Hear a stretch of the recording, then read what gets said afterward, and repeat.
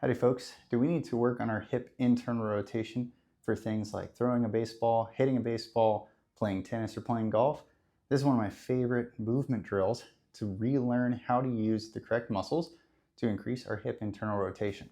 So here I am on the ground in what I would call a 90 positions because I have a 90-degree angle between my knee and my hip on both sides. Now notice that I'm also propping myself upright so that we can get a nice tall chest. That's very important for this exercise. Now, we are just focusing on the internal rotation of our trail leg here. This would be my lead leg, this is my trail. So if I want to improve the amount of hip internal rotation I have, all I'm going to do is gently keep my knee pressed into the ground, and I'm going to try to pick this back foot up in the air.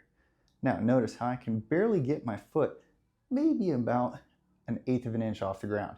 This might be a little bit too difficult for me today. So what I'm going to do is I'm going to lean my body forward over my lead leg, and we're going to do that same thing. And notice how I can probably get a couple inches off the ground this time.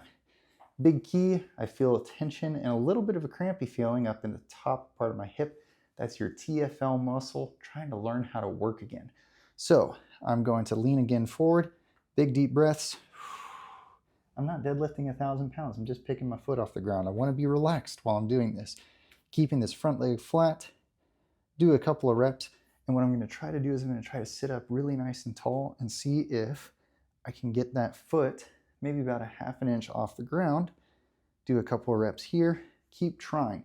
Super mode is if I'm going to sit with my arms out front like this. I'm not even going to be able to do it today. Maybe you at home can do this where your arms are nice and out front and you can pick that foot about 1/2 inch off the ground. If you can do that, give yourself a gold star, a big pat on the back. Your hip internal rotation is probably doing just fine. For the rest of us, let's work on either sitting up tall with our arm supporting us on the ground, or maybe it's a little too difficult today and we're going to lean forward over that front leg so that we can relearn how to use this TFL to internally rotate our hip. That is our hip internal rotation PAILs-RAILs, the fast and furious version. See you next time.